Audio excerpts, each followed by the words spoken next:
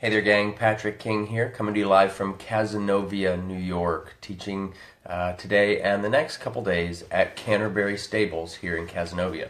Today's question is coming to us from Katie. And Katie writes in, I'm having a great time at liberty and bridleless with my horse right now. My horse typically goes very well bridleless and I always feel in control, but he likes to speed up when he knows that the bridle isn't on. I've been riding with a stick and I turn his nose toward the rail when he does this, but I wish he'd listen to my seat more and just stay the speed that I put him at. Do you have any thoughts or suggestions for the dominant horse controlling the speed? So one of the things that I want to think about, Katie, whenever I'm riding a horse bridleless or riding with the stick like you're talking about, I don't do a whole lot of that anymore, but there was a time that I did do quite a bit of that. When you're trying to control the speed, what I want you to think about is how the horse's balance needs to be when you're riding as far as the bend goes. Okay, so let's say we're riding our horse around the arena to the right. We're going to hope that our horse is on a right bend, and I'm talking with or without the bridle. Okay, so when our horse is on that right bend, if he were to speed up, we're going to want to change as far as slowing him down with the stick that you're talking about. We're going to want to bend him into the direction of his natural bend already, because that's the way his balance is situated. Okay, I hope that makes sense. So if the horse is on a right bend, it's one set of diagonal legs that are balancing the horse, hence what we would consider to be the correct diagonal when we're riding in that direction. Of course, if we're riding the other way, it's the opposite diagonal legs that are balancing, and this is at any gait, all right? So if we're riding, say, on that right bend, and you go to make your correction by pushing the nose to the left, you're changing the bend, so you're changing the balance, okay?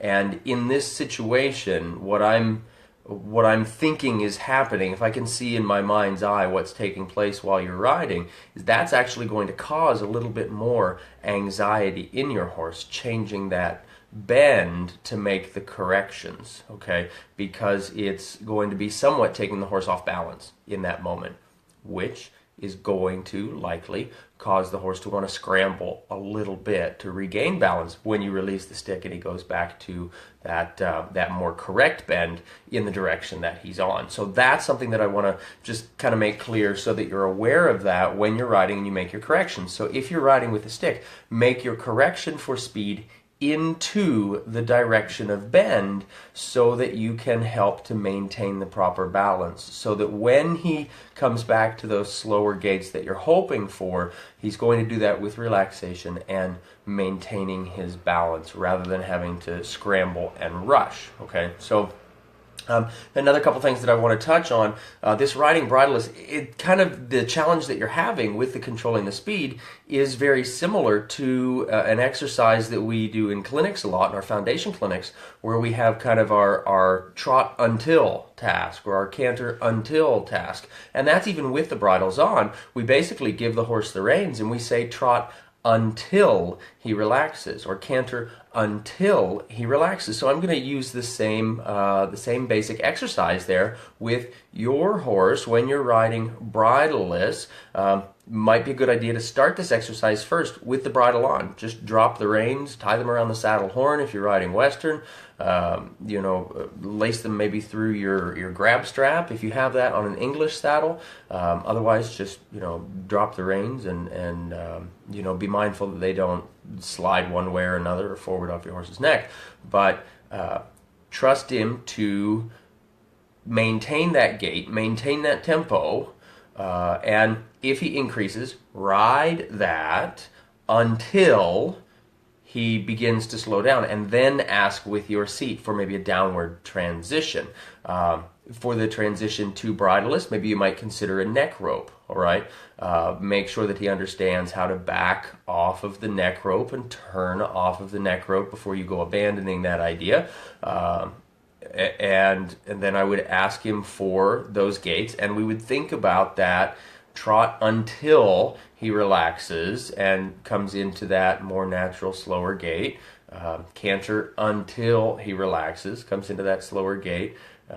I would want to think about what psychologically for the horse is different when he doesn't have that bridle on. You know, how is he relating to the bridle that's changing how he's moving? And I don't have an answer for this. This is going to be individual for your horse. You know, is he holding the bit in his tongue, which would be kind of holding a little bit of tension in his tongue, or is he softening his tongue and relaxing and allowing the head stall to hold the bit when we're riding him, rather than him actively picking it up and holding it himself? That's something to think about. You know, that could be affecting the fact that maybe he's a little slower in the bridle, but he's picking up that speed whenever you don't have it. Again, that's going to be different for each horse, how they're relating to the bridle versus how they're relating bridleless. So it's something to think about, but the speed in that is going to go back to the trot until task or the canter until task, and make sure that if you're using that stick to correct your horse, because there's a lot of riders riding with sticks or dressage whips, and they can guide their horse around with that, and that's not a bad idea. It's kind of fun. It's pretty cool. Make sure that we're bending the horse into the direction of the bend that he's carrying and of the balance that he's carrying there when we make our corrections. Otherwise, he's going to be doing some scrambling. So, Katie, I hope you'll keep us posted. It'd be great if you get a chance to send us a video of you and your horse riding bridleless, and then maybe we can see a little bit more what might be going on. So I hope that that's helpful. If you're riding bridleless, hopefully that's maybe given you some insight. If you have a little bit of a challenge controlling your horse's speed, if you have some friends that might benefit from that answer, please give their name, tag them in the comment section below in this video. Question of the day. Do you ride your horses bridleless? Have you played around with it? Tell me about it. Let me know how it went if you tried it, or maybe what might be stopping you if you haven't tried it yet. Let us know that in the comments section below this video. I'm looking forward to reading your answers, and keep submitting your questions, and I'll keep giving video answers. Thanks, guys.